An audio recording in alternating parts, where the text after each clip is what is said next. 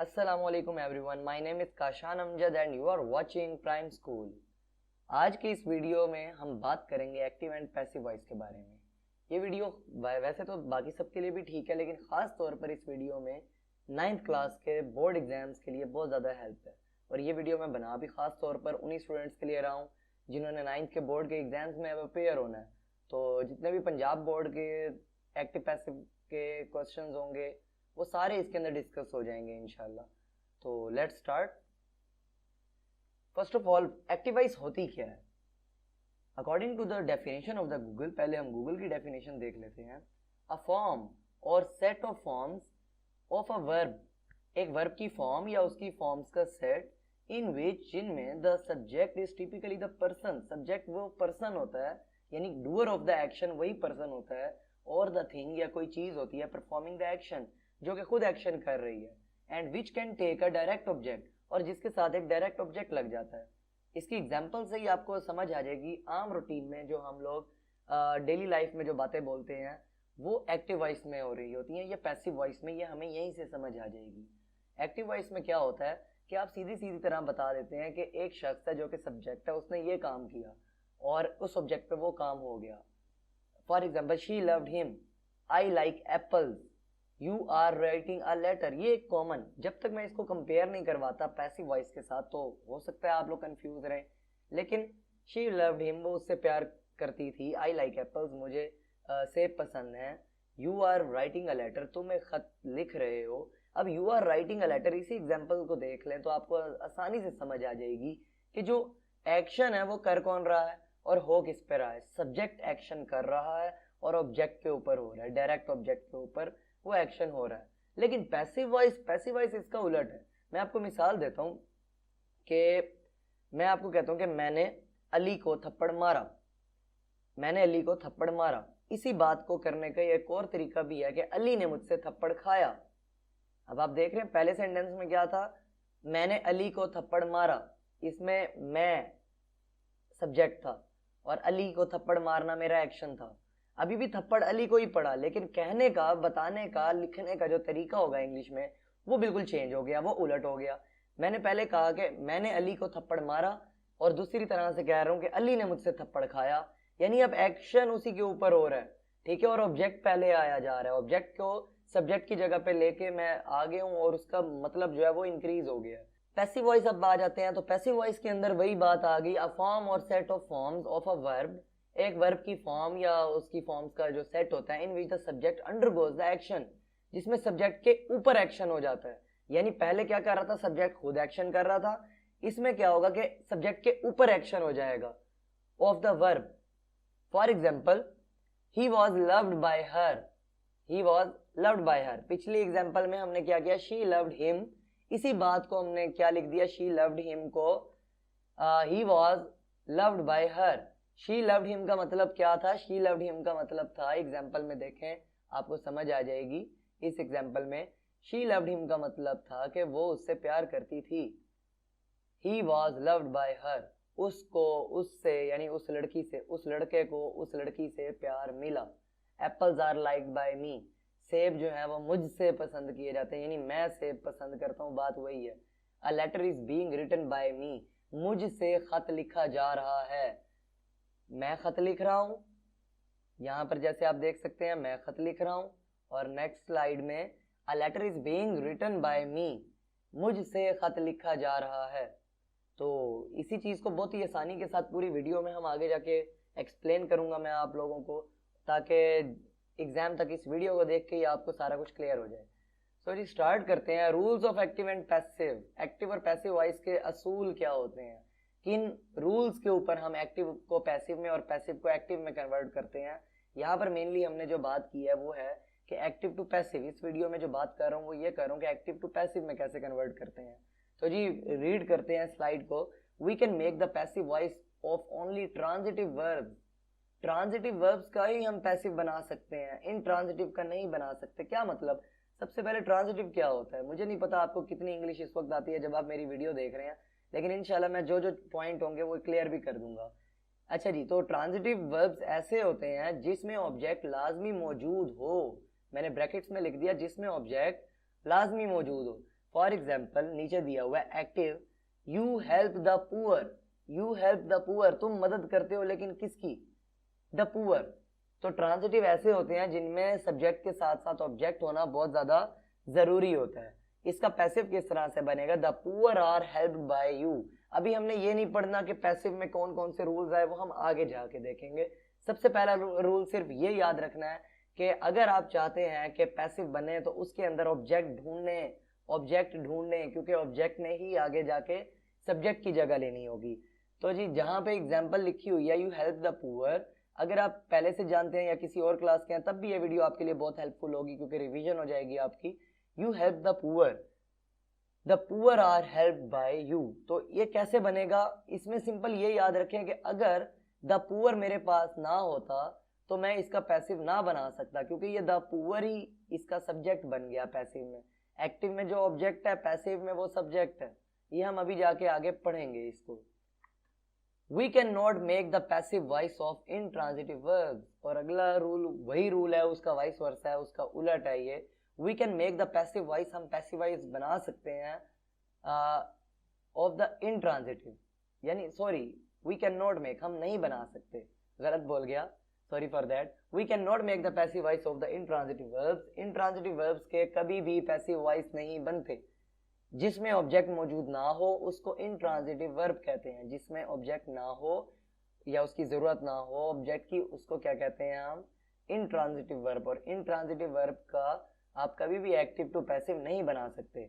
इसकी एग्जांपल देखिए, बहुत ही आसानी से है, ही रन्स, ही रन्स। इसका पैसिव क्या बना, नीचे मैंने आपके लिए लिखा है। ऑब्जेक्ट लाओगे तो पैसिव मिलेगा ना प्यारे बच्चों, इस तरह से कभी भी नहीं मिल सकता। आपको ऑब्जेक्ट चाहिए, क्योंकि ऑब्जेक्ट को उठाओगे। ऑब्जेक्ट क्या होता है, ऑब्जेक्ट असल में रिसीवर ऑफ एक्शन होता है।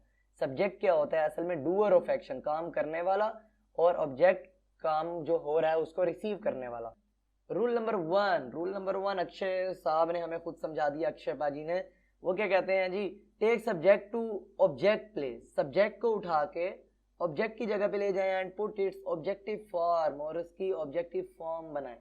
ऊपर इंग्लिश से तो आपको समझ नहीं आनी, मेरी जबान में समझ लें कि सब्जेक्ट को उठा के ऑब्जेक्ट की जगह पे, ऑब्जेक्ट को उठा के सब्जेक्ट की जगह पे जैसे ही आप लेकर जाओगे आपका पहला रूल, पहला काम कंप्लीट हो जाएगा। जैसे मैंने लिखा हुआ एग्जांपल आप देख सकते हैं एक्टिव में, आई ईट ब्रेड, आई ईट ब्रेड। पैसिव क्या बना इसमें, देखें ये जो पर्पल है इसको, ब्रेड जो ऑब्जेक्ट था इसको मैं शुरू में ले आया, और जो आई था आई को उठा के एंड पे ले गया। लेकिन यहाँ आई है, यहाँ मी है, क्या फर्क आ गया, क्योंकि आई यहाँ पर सब्जेक्ट की जगह पे लगा हुआ है, इसीलिए सब्जेक्टिव फॉर्म लगाई जाएगी। जब आई को ऑब्जेक्ट की जगह पे लगाएंगे, एंड में लगाएंगे, तो आई नहीं लिख सकते, ये कॉमन एरर हो जाएगा इंग्लिश का। हमें उसकी ऑब्जेक्टिव फॉर्म को यूज करना होगा, इसीलिए ऊपर रूल में लिखा हुआ है put its objective form. Subject को उठा के ऑब्जेक्ट की जगह पर ले जाएं और उसकी ऑब्जेक्टिव फॉर्म लगाएं। इसी तरह से सिमिलरली ऑब्जेक्ट को उठा के सब्जेक्ट की जगह पर लेके आए, ब्रेड को शुरू में ले आए, और इसकी सब्जेक्टिव फॉर्म ही लगानी है हमने। रूल नंबर 2 की तरफ बढ़ते हैं। रूल नंबर 2 क्या कहता है, in passive voice we always and only use the third form of the verb. ये बस बात याद रख लीजिएगा, मैंने नीचे स्ट्रक्चर भी बनाया हुआ है पैसिव का, कि सबसे पहले ऑब्जेक्ट, अभी बताया कि सब्जेक्ट को ऑब्जेक्ट की जगह पे और ऑब्जेक्ट को सब्जेक्ट की जगह पे लगा देंगे। ये देखिए ऑब्जेक्ट सब्जेक्ट की जगह पे आ गया, सब्जेक्ट ऑब्जेक्ट की जगह पे आ गया, बीच में है जी हेल्पिंग वर्ब। अब हेल्पिंग वर्ब की ही तो असल कहानी है जो हमने आगे जाके अभी पढ़नी है। ये हमें पता चल गया, फॉर्म ऑफ वर्ब हमेशा थर्ड रहेगी, हमेशा, ना कभी सेकंड लगेगी, ना कभी फोर्थ लगेगी, ना कभी फर्स्ट लगेगी। अच्छा, सब्जेक्ट से पहले बाय लगाना भी जरूरी है। अब जाके आपको समझ आनी शुरू हो जाएगी कि किस तरह से हम इसको बदलते हैं। जैसे कुछ एग्जांपल्स मैंने यहाँ पर दी हैं पैसिव की, ही इज लव्ड। अब ये जो इज, हैव बीन और विल बी, ये क्या है, ये हेल्पिंग वर्ब्स हैं। इज, हैव बीन और विल बी ये हेल्पिंग वर्ब है। ये क्या करते हैं, ये मेन वर्ब को उसकी फॉर्म बनाने में हेल्प करते हैं, ठीक है। तो ही क्या हो गया, पहली एग्जांपल में ही आपके पास ऑब्जेक्ट है, is loved by his parents. अगर इसको एक्टिव बनाता तो क्या बनता कि उसके वालिदैन उससे प्यार करते हैं, उसके वालिदैन उससे प्यार करते हैं, डायरेक्ट हो गया।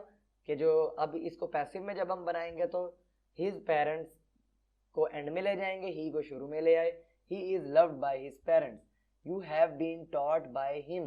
तो आप यहाँ इस पूरी स्लाइड से आप ये देख सकते हैं कि आपने तरतीब क्या रखनी है, आपने स्ट्रक्चर क्या बनाना है। इसमें आपको मेन ये बताया कि लव्ड थर्ड फॉर्म है, टॉट थर्ड फॉर्म है, कॉल्ड थर्ड फॉर्म है, इसके साथ हेल्पिंग वर्ब लगे। अब कौन सा हेल्पिंग वर्ब कहाँ लगेगा और किस तरह से यूज होगा इसको हम आगे पढ़ेंगे।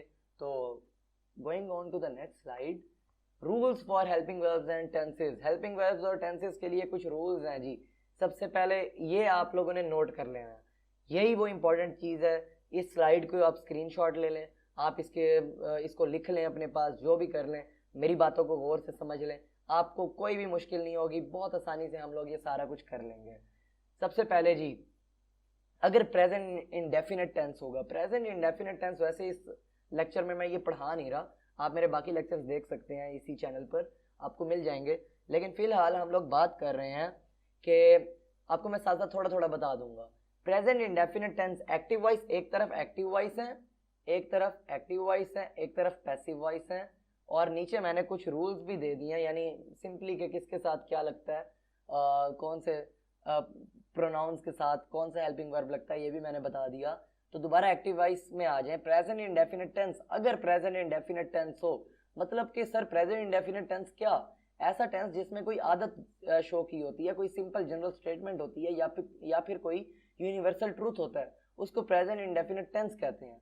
For example, the boy writes a poem. आपने ये स्ट्रक्चर याद रखना है। इस स्ट्रक्चर में द बॉय सब्जेक्ट के बाद हमेशा वर्ब की फर्स्ट फॉर्म आ जाए और साथ में एस और एस लगाओ या ना भी लगाओ, और वर्ब की फर्स्ट फॉर्म बगैर किसी हेल्पिंग वर्ब के आ जाए, या हेल्पिंग वर्ब अगर हो भी सही तो डू या डज हो, याद रखिएगा, डू या डज, या फिर अकेला वर्ब की पहली फॉर्म आ जाए तो वो प्रेजेंट इंडेफिनिट टेंस होता है।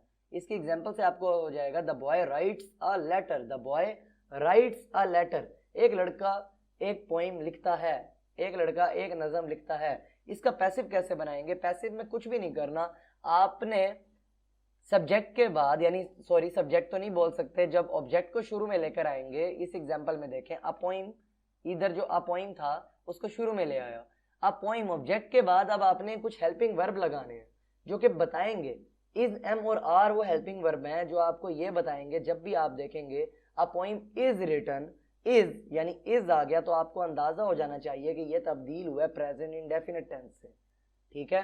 तो इज एम आर के साथ वर्ब की थर्ड फॉर्म कर देते हैं तो वो क्या बन जाता है? पैसिव वॉइस बन जाता है। A poem is written by the boy. आपको ये भी कंफ्यूजन होगी कि इज किसके साथ आता है, एम और आर किसके साथ आता है, तो ये भी मैंने यहाँ पर बता दिया। इज किसके साथ आएगा? सिंगुलर नाउन्स के साथ आता है, जिनमें ही, शी और इट भी आते हैं। अली हो गया अकेला, अच्छा अलवीना हो गई, कोई भी ऐसा वर्ड, नाम हो गया, कोई वर्ड हो गया जो सिंगुलर सेंस रखता है, उसके साथ इज लगता है। ही इज और she is, it is, Ali is. अच्छा एम हमेशा आई के साथ हमेशा एम लगता है, किस तरह आई एम गोइंग टू बाजार, I am reading a book, कुछ भी आप कर लें। और आई स्लीप एट 10, तो इसमें तो एम आया ही नहीं, सॉरी। तो जब भी आई आएगा उसके साथ एम आएगा। आर क्या है? आर के साथ, यानी कि आर किसके साथ आएगा? वी, यू, दे और प्लूरल नाउन्स जो होते हैं, बोलना मुश्किल हो रहा था, जो प्लूरल नाउन्स होते हैं, जमा होते हैं, बहुत सारे होते हैं। For example Ali and Umar, तो अगर मैं दो नामों को भी मिला लूँ तो ये भी प्लूरल हो जाते हैं, इन सब के साथ आर लगता है। वी हम के साथ भी आर लगता है, यू तुम के साथ भी आर लगता है, दे वो बहुत सारे जो हैं उनके साथ भी आर लगता है। तो पहले रूल में यही बात होगी जो हेल्पिंग वर्ब का है कि अगर प्रेजेंट इंडेफिनिट टेंस आ गया तो आप कुछ भी ना करें, ऑब्जेक्ट को शुरू में लेकर आएँ, सब्जेक्ट ऑब्जेक्ट को शुरू में, सब्जेक्ट को एंड में, बीच में क्या करें, इज एम आर में से कुछ भी चूज करके, फॉर्म आपको पता है वर्ब की थर्ड फॉर्म है।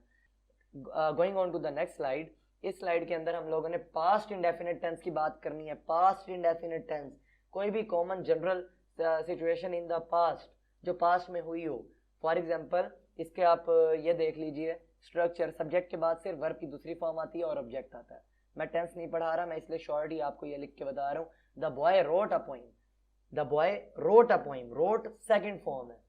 अच्छा अब इसको जब हम बनाते हैं क्या करते हैं, सेकंड फॉर्म जब भी आएगी तो वाज वर, आपने कॉमन सी बात है, प्रेजेंट इंडेफिनिट में इज एम आ रहा है तो पास्ट इंडेफिनिट में वाज वर है, ठीक है। इसका चेंज करने के लिए तो हम क्या करेंगे, वाज वर में बदल के साथ में वर्ब की थर्ड फॉर्म लगा देंगे। जैसे कि एग्जाम्पल से आपको आसानी से पता चल जाएगा, the boy wrote a poem, a poem. देखें ऑब्जेक्ट शुरू में आया, अ पोइम। अब इसके बाद हेल्पिंग वर्ब लगाना है। हेल्पिंग वर्ब वाज या वर है। वाज किसके साथ आता है? आई, ही, शी, इट। सिंगुलर नाउन के साथ क्या आता है? वाज। और वर किनके साथ आता है? वी, यू, दे या प्लूरल नाउन्स के साथ वर आता है। तो यहाँ पर क्या आएगा? अ पोइम वाज, क्योंकि पोइम एक सिंगुलर है तो पोइम के साथ वाज आएगा। वाज के बाद वर्ब की तीसरी फॉर्म लगाएं। A poem was written by the boy. A poem was written by the boy. लड़के ने एक नज़म लिखी थी, एक नज़म लड़के से लिखी गई थी। Future indefinite tense. Future indefinite tense क्या होता है? सिंपल सी बात है, कोई भी general statement in the future जो फ्यूचर में हो उसको क्या कहते हैं? हम फ्यूचर इंडेफिनिट टेंस कहते हैं। सबसे पहले इसमें विल और शैल इसका हेल्पिंग वर्ब होता है अपना। The boy will write a poem, लड़का एक नज़म लिखेगा। अच्छा, विल किसके साथ आता है? शेल किसके साथ आता है? ये भी नीचे जल्दी जल्दी देख ले। ही, शी, इट, यू, दे या सिंगुलर या प्लूरल कोई भी हो, सबके साथ विल लगता है। सिर्फ और सिर्फ आई और वी के साथ जो है वो शेल लगता है। The boy will write a poem, लड़का नज़म लिखेगा, ये एक्टिव है। इसका पैसिव क्या बनेगा? एक नज़म लड़के से लिखी जाएगी। अब समझे, लड़का एक नज़म लिखेगा, एक नज़म लड़के से लिखी जाएगी। ये एक्टिव और पैसिव है। इसमें पैसिव में कन्वर्ट इंग्लिश में करेंगे तो क्या असूल है कि विल और शेल जो है उसके साथ बी लग जाएगा। विल बी या शेल बी। आगे आपको पता है वर्ब की फॉर्म हमेशा थर्ड रहेगी। और असूल नंबर 1 भी कभी नहीं भूलना कि सबसे पहला तो काम यही करना है, ऑब्जेक्ट को सब्जेक्ट की जगह ले जाना है, सब्जेक्ट को ऑब्जेक्ट की जगह ले जाना है। The boy will write a poem, ये क्या बनेगा? A poem will be written by the boy. A poem will be written by the boy. Going on to the next slide, present continuous। अब continuous आ गया। continuous आपने याद रखना है कि continuous क्या होता है? जो चीज जारी हो, चाहे वो प्रेजेंट में जारी हो, चाहे वो पास्ट में जारी हो, चाहे वो फ्यूचर में। अगर प्रेजेंट में वो चीज जारी होगी तो इज एम आर, जैसे ही इज मेकिंग लेम एक्सक्यूजेज, वो झूठे बहाने बना रहा है। अगर मैं इसको पास्ट में करता तो he was making lame excuses, वो झूठे बहाने बना रहा था। और अगर मैं फ्यूचर में करूंगा he will be making lame excuses, वो झूठे बहाने बना रहा होगा। तो कंटिन्यूअस तीनों बड़े एक जैसे हैं और तीनों बहुत आसान है। तो सबसे पहले प्रेजेंट कंटिन्यूअस टेंस करते हैं, जिसके अंदर सब्जेक्ट के बाद इज एम आर लगा होता है। अभी आप बड़े कंफ्यूज होंगे क्योंकि आपको मैं एक स्लाइड पर ले जाता हूँ। यहाँ पर आप देखिएगा कि हमने सिंपल को अ पोइम इज रिटन, यहाँ भी इज आ रहा है। इसके पैसिव वॉइस में अगर आप लोग देखें तो यहाँ पर भी इज आ रहा है। ये जो इज है, आप कंफ्यूज हो सकते हैं इसमें कि प्रेजेंट कंटिन्यूअस के अगर एक्टिव में भी इज एम आर आ गया। लेकिन एक फर्क है जो कि आपको हमेशा याद रखना है, इज एम आर के साथ जब फोर्थ फॉर्म आईएनजी वाली फॉर्म लगी होगी तो इसका मतलब क्या होगा? ये एक्टिव वॉइस है। और अगर उसके साथ इज एम आर के साथ थर्ड फॉर्म लगी होगी तो आपको पता होना चाहिए कि वो प्रेजेंट का जो अभी हमने पीछे पढ़ा है उसका पैसिव वॉइस है। तो इज एम आर वाले एक्टिव को किस तरह बदलेंगे हम? कुछ भी नहीं करना, इज एम आर के साथ बीइंग लगा दो और साथ में वर्ब की थर्ड फॉर्म कर दो। जैसे कि यहाँ पे he is making lame excuses, lame excuses are being made by him. Next आ जाए एक्टिव वॉइस में, अगर आ जाए past continuous tense. Past continuous tense की पहचान सिंपल है कि दे वर मेकिंग, वाज आएगा या वर आएगा और साथ में वर्ब की फोर्थ फॉर्म आएगी तो वो पास्ट यानी माजी के अंदर आपके पास एक्टिव वॉइस हो जाएगा। दे वर मेकिंग लेम एक्सक्यूजेज को कैसे बदलेंगे? वाज और वर, जैसे पिछले में किया है, is being, am being, are being, इसमें वाज और वर के साथ भी सिर्फ सिंपल बीइंग लगा दो, वाज बीइंग या वर बीइंग। तो क्या बन जाएगा? अब थोड़ा स्पीड अप करते हैं हम अपना काम। Lame excuses were being made by them, lame excuses were being made by them. Next है जी, ये क्या हो गया? Future continuous tense. Future continuous tense जिसमें विल बी आ गया, इसको तो इसका पैसिव नहीं है क्योंकि इसका पैसिव होता ही नहीं है। फ्यूचर का होता है, बनाने के बहुत से तरीके हैं, लेकिन फ्यूचर का आपके पेपर में कभी भी नहीं आना है।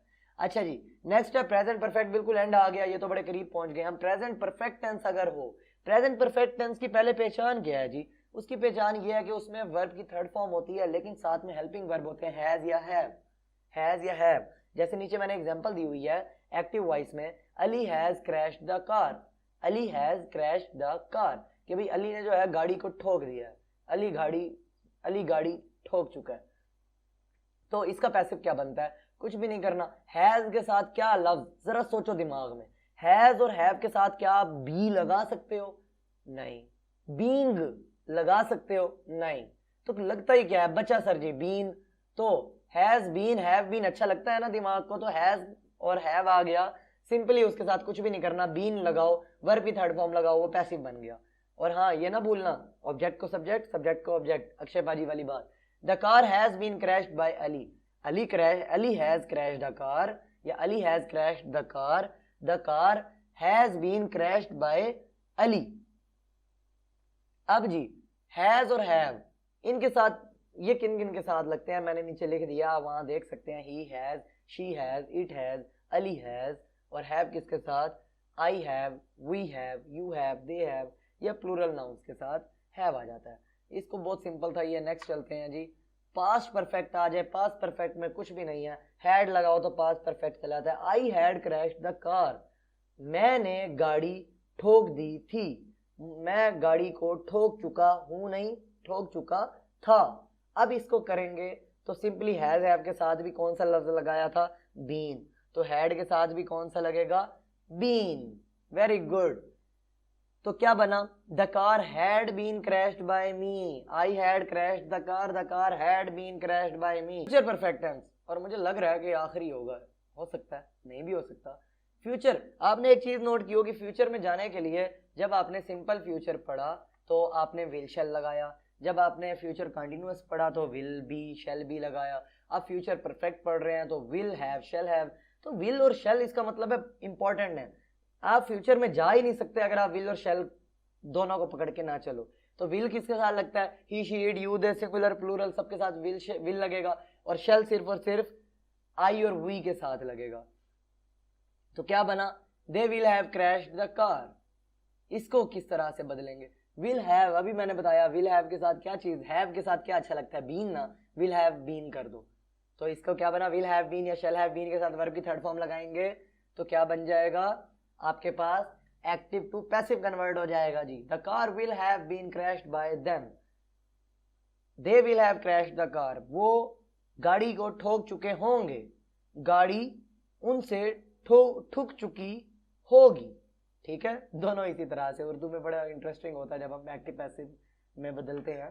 तो जी अब प्रैक्टिस के लिए, आपकी प्रैक्टिस के लिए मैंने कुछ सेंटेंसेस बनाए हैं, जल्दी जल्दी इनको कर लेते हैं ताकि हमें पता चल जाए अब तक हमने जितना पढ़ा वो कंप्लीट हुआ या नहीं।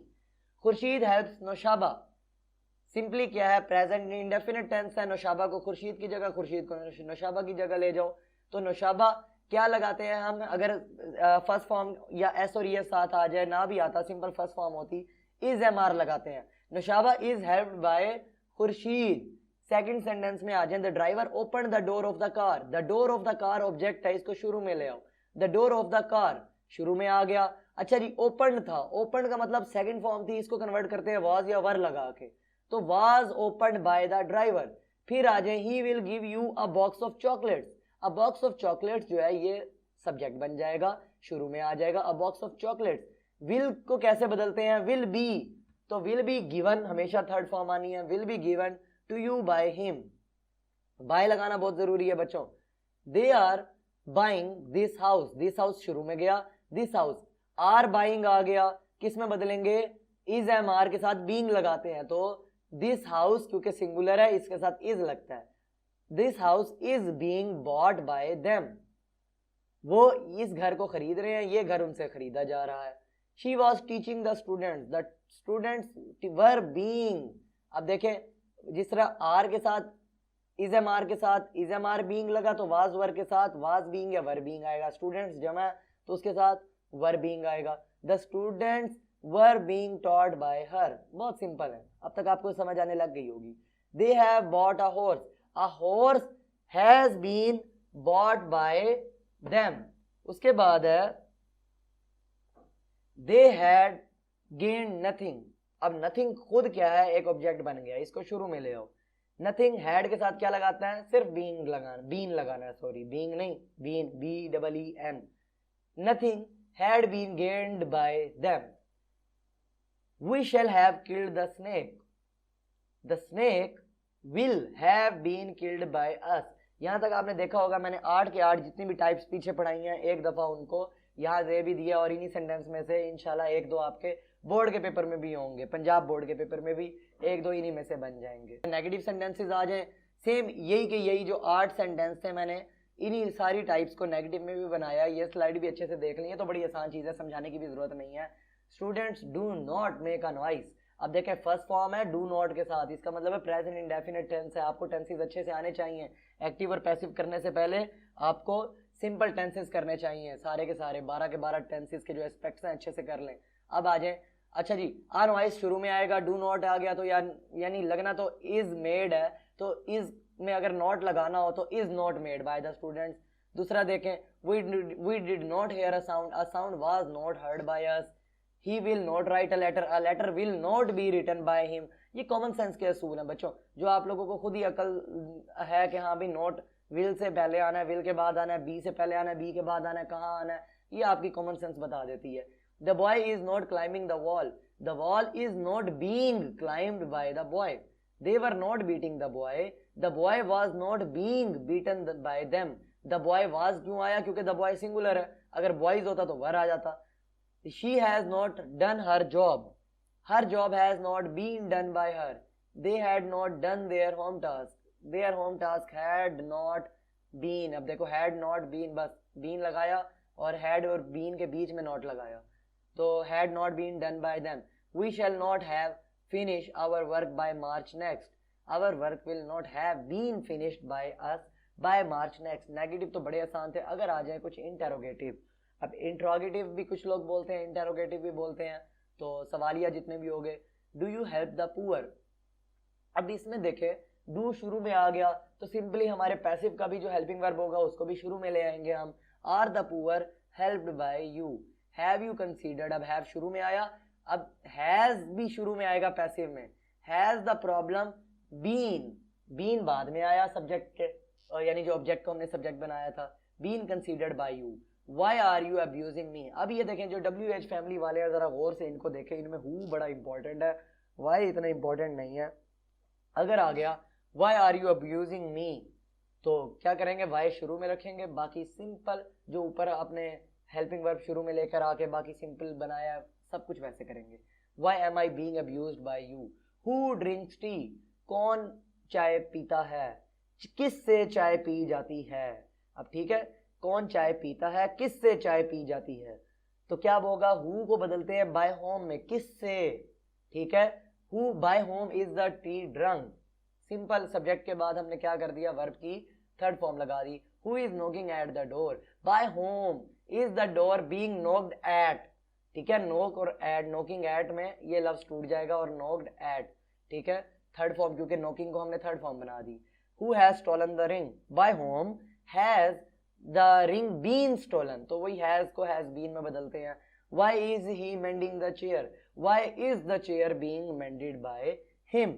Next slide, imperative. इंपेरेटिव क्या होते हैं, जिसमें आप हुक्म देते हैं, ये करके आओ, वो उठा के आओ, चुप कर जाओ, यहाँ जाओ, वहां से आओ, कुछ भी जिसमें आप हुक्म देते हैं उसको हम इंपेरेटिव कहते हैं।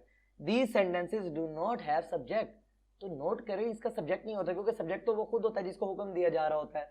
ऐसे सेंटेंसेस जिनमें हुक्म दिया गया हो तो ये इंपेरेटिव होते हैं। Examples, water the plants. Water the plants, plants यानी पौधों, पौधे शरीफ जो है हमारे, उनको पानी दो, पौधों को पानी दो। आजकल वैसे बहुत गर्मी है तो you should water the plants, तो इसको बदलते हैं, खैर लेट लगा देना है आपने, let the plants be watered. पौधों को पानी दो और पौधों को पानी लेने दो, यानी पौधों को पानी लगने दो, जो है ना वो लेट होने दो। ओबे योर एल्डर्स, लेट योर, अच्छा ओबे योर एल्डर्स नहीं, चले पेरेंट्स कर लें। ओबे योर पेरेंट्स अगर होता तो बन जाता let your parents be obeyed. अब एल्डर्स है तो मैंने थोड़ी सी गलती कर दी, माफ कीजिएगा, इंसान को गलती हो सकती है लिखने में। ओबे your elders, let your elders be obeyed।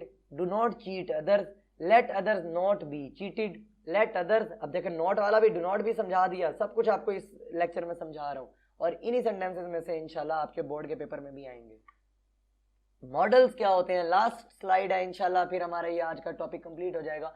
Models, ये कुछ वर्ड्स हैं, इनको मॉडल वर्ब्स कहते हैं। Can, could, may, might, would, should, ought to, is to, has to, were, was to. इनको बदलेंगे कैसे, कैन बदल जाएगा can, can be, could, could be, may be, might be, would be, should be, ought to be, is to be, has to be, was to be, to be. आपने note किया be कितना खूबसूरत word है। ये B का मतलब होता है होना, और इसी बी से सब कुछ, कुन फायकुन, हो जा और सब हो गया। ये वो वाला बी है कि हो जा। तो इसी से सारे आगे आपके पास ये वाले जो हेल्पिंग वर्ब और ये सारे इन्हीं में से बनते हैं। इसकी एग्जांपल देखिएगा, अगर लिखा होता she has to learn the poem has to be. अब देखिए अभी तक कोई ऐसा नहीं आया था जिसमें टू आए, लेकिन आप फंस सकते हैं ना, वो टू आ गया।